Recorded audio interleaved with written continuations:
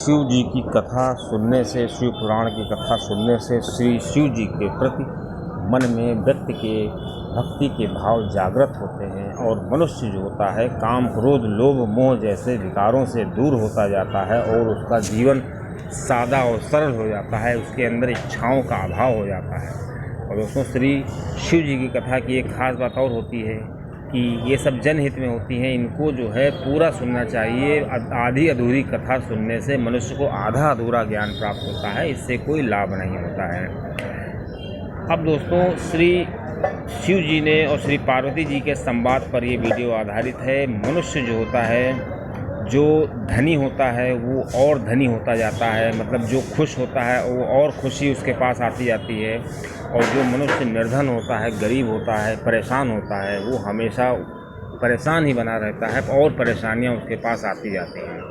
दोस्तों, इसी पर आधारित वीडियो है। मेजर टिप्स एकदम चैनल में आपका स्वागत है। जानकारी अच्छी लगे तो वीडियो शेयर करिएगा और आप बेल आइकॉन दबाइएगा, जिससे आपको नई नई जानकारियाँ मिलती रहें। दोस्तों, एक बार श्री शिव जी और श्री पार्वती जी कैलाश पर्वत पर बैठे हुए थे। ऐसे में श्री पार्वती जी श्री शिव जी से कहती हैं कि हे प्राणनाथ, मेरे मन में कुछ प्रश्न उठ रहे हैं, कृपया आप मेरे इन प्रश्नों का उत्तर देकर मुझे संतुष्ट करिए। श्री शिव जी कहते हैं, हे गिरिजा जी, आप अपने प्रश्न बताइए, मैं आपको हमेशा की तरह संतुष्ट करूँगा। श्री पार्वती जी कहती हैं कि हे प्राणनाथ, जब भी मैं पृथ्वी पर देखती हूँ तो मुझे एक चीज़ नज़र आती है कि जो व्यक्ति निर्धन हैं, गरीब हैं, वो और गरीब होते चले जाते हैं, और जो परेशान हैं वो और परेशान होते चले जाते हैं, और जो व्यक्ति धनी हैं, जिनके पास पैसा है, वो और धनी होते चले जाते हैं। हे प्राणनाथ, कृपा करके मुझे इसका कारण बताएं कि ऐसा क्यों होता है कि धन जो है उन्हीं के पास चुंबक की तरह चला आता है जो धनी होते हैं। श्री शिव जी मुस्कुराए और अपना बैठ गए ध्यान में। फिर थोड़ी देर बाद श्री शिव जी कहते हैं श्री पार्वती जी से कि चलिए थोड़ा सैर करके आते हैं, क्योंकि हमेशा की तरह श्री शिव जी का जहाँ मन आता था वहाँ चल देते थे। श्री पार्वती जी तो इसकी आदी हो गई थी। इस प्रकार श्री शिव जी और पार्वती जी भ्रमण करने के लिए जंगल में जाते हैं। एक जगह श्री शिव जी को जगह बहुत पसंद आती है। श्री शिव जी वहाँ ध्यान लगा के बैठ जाते हैं और श्री पार्वती जी से कहते हैं, मेरे भूख लगी है, खाने की व्यवस्था करो। इधर श्री पार्वती जी को खाने के लिए सभी चीज़ों की इकट्ठा करनी होती थी। उनको ईंटें लानी होती थी, खाना बनाने के लिए बर्तन लाने होते थे, और जो पानी है, अनाज है, हर चीज़ की व्यवस्था करनी होती थी। श्री पार्वती जी तो इसकी आदी हो गई थी। अब थोड़ी देर बाद भोजन बन के तैयार हुआ तो श्री पार्वती जी ने श्री शिव जी से कहा, भोजन तैयार है। श्री शिव जी ने भोजन किया और जब भोजन समाप्त कर लिया, उसके बाद श्री शिव जी श्री पार्वती जी से कहते हैं कि आपने मुझसे कुछ प्रश्न पूछे थे, तो क्या था आपका पहला प्रश्न? हाँ, याद आया। आपने पहला प्रश्न पूछा था, जो व्यक्ति निर्धन होते हैं, जो परेशान होते हैं, वो इस दुनिया में और परेशान होते चले जाते हैं, और जो धनी होते हैं और काफ़ी संपन्न होते हैं, वो और संपन्न होते चले जाते हैं। मतलब जिनके पास धन होता है, धन उन्हीं के पास क्यों चला आता है। तो श्री शिव जी ने कहा पार्वती जी से, मैं आपके पहले प्रश्न का उत्तर दे रहा हूँ, वो आप ध्यान से सुनिए। श्री शिव जी ने कहा, देखिए, आप जो ये खाना बनाने के लिए ईंटें लाई हैं, वो कहाँ से लाई हैं? तो श्री पार्वती जी ने कहा, मैं गांव में गई, वहाँ पे मैंने देखा एक टूटा हुआ सा कुआं था, मैंने वहीं से ईंटें निकालना उचित समझा, क्योंकि गांव के सभी घर बहुत ही सुसज्जित बने हुए थे, कहीं भी कोई ईंटा नहीं मिला, बस उसी कुएँ से 2 मैं ईंटें ले आई। तो श्री शिव जी ने कहा, आप जो ये भोजन बनाया है, आपने वो जल कहाँ से लाई हैं? तो श्री पार्वती जी ने कहा, इसी गांव में एक बहुत ही शुद्ध जल का कुआं है, मैंने देखा कि उसके चारों तरफ हरियाली लगी है, साफ़ सफाई है, वो कुआं सुसज्जित और अच्छे से ढका हुआ था।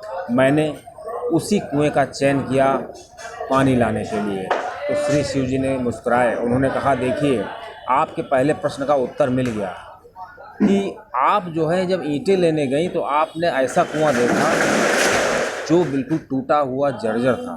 मतलब जो व्यक्ति परेशान है उसको उसके पास परेशानी और आती है। मतलब जब आप परेशान कुएं के पास गई तो वहीं से आपने ईंटें लिया, मतलब आपने उसको और परेशान किया।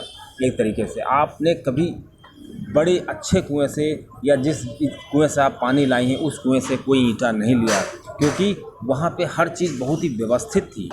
तो इसी तरह प्रकृति का नियम है कि जब आपको जल की ज़रूरत थी तो आप उस कुएं से जल लाई जो काफ़ी सुसज्जित था और काफ़ी हरियाली थी और उसमें चारों तरफ फूल लगे हुए थे। तो श्री शिव जी ने श्री पार्वती जी से कहा कि ठीक यही हाल दुनिया का है। दुनिया में जो व्यक्ति परेशान होता है या जो निर्धन होता है, धन उससे खींचा नहीं चलाता है, धन उससे दूर भागता है, परेशानियां उसके पास आती हैं। इस प्रकार जो व्यक्ति काफ़ी संपन्न है, जिसके पास पैसा है, जो काफ़ी खुश है, तो दुनिया भर की खुशियां जो होती हैं उसके पास चली आती हैं। इस प्रकार श्री शिव जी ने श्री पार्वती जी से कहा, हे गिरिजा जी, मैं जहाँ तक मैं सोचता हूँ आपके पहले प्रश्न का उत्तर आपको मिल गया होगा। श्री पार्वती जी ने कहा, हे प्राणनाथ, आपकी कथा से मुझे अपने प्रश्नों का उत्तर मिल गया है। अब मैं समझ गई हूँ कि दुनिया में जो व्यक्ति दुखी हैं वो और दुखी क्यों होते चले जाते हैं। अब श्री शिव जी ने कहा, अब आपका दूसरा प्रश्न है कि जो व्यक्ति दुनिया में सुखी हैं या जो धन जिनके पास है या जो धनी हैं वो और धनी क्यों होते चले जाते हैं। आप इस कथा को बहुत ध्यान से सुनिएगा और गिरिजा जी, आप कथा के दौरान कहीं निंद्रा के आगोश में ना जाइएगा, क्योंकि अक्सर आप ऐसा करती हैं। श्री पार्वती जी ने कहा, नहीं प्राणनाथ, मैं भला निद्रा के आगोश में क्यों आने लगी। अब श्री शिव जी कहते हैं कि श्री पार्वती जी से कि चलो हम लोग आज रात कहीं विश्राम करते हैं, कहीं दूर चल के घूमने चलते हैं। इस प्रकार श्री शिव जी और श्री पार्वती जी दूर चले गए भ्रमण करने में के लिए। जब रात हो गई तो उन्होंने विश्राम करने के लिए सोचा तो उनको सामने एक बहुत ही अच्छा सा घर दिखाई दिया। बहुत सुसज्जित घर था, कोई संपन्न परिवार लग रहा था। श्री शिव जी ने दरवाज़ा खटखटाया, वहाँ से एक मालिक उसका निकला। उस मालिक ने कहा, बताइए मैं आपकी क्या सेवा कर सकता हूँ। श्री शिव जी ने कहा, हम लोग पथिक हैं और हम लोग आपके यहाँ रात में विश्राम करना चाहते हैं, क्या हमको आपके यहाँ जगह मिलेगी। उसने कहा, मैं आपको अपने घर नहीं रोक सकता, ठीक है, मेरा एक गोदाम है, मैं वहाँ पे आपके रहने की व्यवस्था करा देता हूँ। अब श्री शिव जी और श्री पार्वती जी उसी गोदाम में जा कर के विश्राम करते हैं। रात में देखते हैं कि उस गोदाम में एक छेद था, तो श्री शिव जी ने उस छेद को एक लकड़ी के टुकड़े से भर दिया। अब श्री पार्वती जी ने कहा कि हे प्राणनाथ, आप इस छेद को क्यों भर रहे हैं, ऐसा क्यों कर रहे हैं। तो श्री शिव जी ने कहा कि दुनिया जैसी है वैसी दुनिया दिखती नहीं है। बस श्री शिव जी ने बात टाल दी। इस प्रकार श्री शिव जी सुबह होने पर वहाँ से निकले और सुबह उन्होंने दूसरे क्षेत्र में भ्रमण करने की सोचा। दिन भर श्री शिव जी ने भ्रमण किया और जब रात हो गई तो श्री शिव जी ने श्री पार्वती जी से कहा कि अब काफ़ी रात हो चुकी है गिरिजा, अब हम लोग चल के कहीं यहीं पे विश्राम करने की सोचते हैं।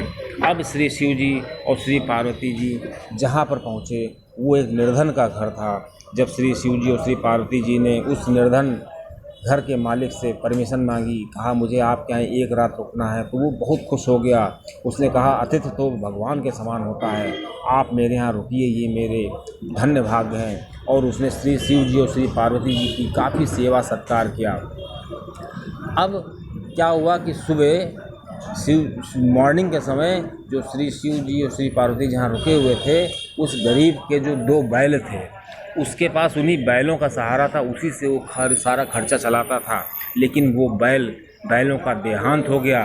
अब श्री पार्वती जी ने कहा कि देखिए प्राणनाथ, ये क्या हुआ, आप तो अंतर्यामी हैं, आप सबकी मदद करते हैं, क्या आप इसकी मदद नहीं कर सकते थे। इस गरीब के हम लोग रुके, इसने मेरी इतनी सेवा की और इसके बैल मर गए। तो श्री शिव जी ने कहा, हे गिरिजा, ये दुनिया जैसी है वैसी दिखती नहीं है, और दुनिया में जो हो रहा है उसको होने दीजिए, क्योंकि हर व्यक्ति को अपने कर्म के हिसाब से फल मिलते हैं और उसमें किसी को कोई टांग अड़ाने की ज़रूरत नहीं है। अब श्री शिव जी ने कहा, हे गिरिजा, आप जानती हैं कि हम लोग जिसके यहाँ पहले रुके थे वो पूर्व जन्म में काफ़ी पुण्य करता था, काफ़ी यज्ञ करता था, काफ़ी वृद्धों की सेवा करता था, उसने इतने पुण्य किए थे, इसलिए वो इस जन्म में बहुत धनी था। लेकिन इस जन्म में वो काफ़ी ज़्यादा लोगों की परवाह नहीं करता है, वो केवल अपने मतलब से मतलब रखता है। इस प्रकार वो जब मनुष्य को मनुष्य नहीं समझता है, मनुष्य के अंदर मनुष्यता को नहीं देखता है और किसी की मदद नहीं करता है, तो काफ़ी वो पाप का कार्य कर रहा है। इसी तरह अगर वो करता रहा तो धीरे धीरे उसका सारा धन क्षीण हो जाएगा और वो अपने कर्म बिगाड़ रहा है। और श्री शिव जी ने कहा कि आप जानती हैं गिरजा कि जहाँ पे मैं पहले रुका था वहाँ पे एक मैंने छेद बंद किया था। उस छेद के पीछे सोने के सब सिक्के भरे हुए थे, वहाँ सब सोना भरा हुआ था और वो उसके पूर्व जन्म का प्रारब्ध था, उन्हीं को वो भोग रहा था, क्योंकि पूर्व जन्म में उसने बहुत अच्छे कार्य किए थे। अब गिरजा आप सुनिए कि मैंने इस गरीब के बैलों को क्यों मरने दिया, क्यों इसके बैल मर गए, उसका कारण सुनिए। पहली बात तो मैं आपको ये बता दूं कि ये जो गरीब है जिसके हम लोग रुके हुए हैं, ये पूर्व जन्म में बहुत ही पापी था, इसने बहुत पाप के कार्य किए थे। और हम आपको पहले ही बता चुके हैं गिरजा जी कि मनुष्य अपने पापों को भोगने के लिए पुनर्जन्म लेता है। जब मनुष्य के पाप बहुत ज़्यादा हो जाते हैं और उस जन्म में पूरा वो नहीं भुगत पाता है तो उनको भुगतने के लिए उसको पुनः जन्म लेना पड़ता है। इसी तरह मनुष्य के पुण्य भी हैं, अगर मनुष्य के पास बहुत अच्छे पुण्य होते हैं तो उसको स्वर्ग और मोक्ष मिल जाता है, लेकिन अगर थोड़े पुण्य बच जाते हैं तो उसको अगले जन्म में उसी हिसाब से प्रारब्ध बन जाता है और उसको वहीं पे ऐसे ही घर में ऐसे ही कुल में जन्म मिल जाता है। और हे गिरजा जी, मैं आपको उस गरीब की एक ख़ास बात बताऊं कि उसके जो बैल मरे हैं वो वास्तव में जो यमराज थे उसकी पत्नी की मृत्यु थी, मतलब पत्नी को लेने के लिए आए थे, लेकिन मैंने यमराज को मना कर दिया, क्योंकि यमराज जो हैं खाली हाथ तो जा नहीं सकते, इसलिए यमराजों ने सोचा कि चलो इनके बैलों को ही लेके चलते हैं।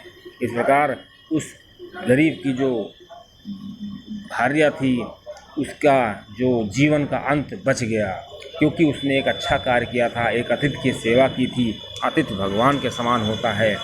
तो हे गिरजा जी, जो व्यक्ति होता है वो अपने कर्मों के हिसाब से ही अपना जीवन तय करता है। मनुष्य के जीवन का एक एक पल जो होता है उसके कर्म निर्धारित करते हैं। या ये कह लीजिए कि मनुष्य के चारों तरफ जो लोग होते हैं, जो रिश्तेदार होते हैं, जो लोग होते हैं, या जो भी उसके सहयोगी होते हैं या पत्नी होती है, वो सब उसके पूर्व जन्म के कर्म होते हैं। मनुष्य जैसे कर्म करता है उसी हिसाब से उसको वैसे ही लोग इस जन्म में मिल जाते हैं और उसका साथ देते हैं। इस प्रकार श्री शिव जी ने श्री पार्वती जी को पाप पुण्य और धनी और निर्धन होने का जो चक्कर है वो बताया कि इस दुनिया में जो धनी होता है उसके पास धन हमेशा अपने आप खिंचता हुआ चला आता है, और जो निर्धन होता है उसके पास से धन हमेशा जाता रहता है, क्योंकि उसके पूर्व जन्म के कर्म ही होते हैं इस तरह के। तो इस प्रकार श्री शिव जी ने श्री पार्वती जी से कहा, हे गिरजा जी, जहाँ तक मैं सोचता हूँ आपके दोनों प्रश्न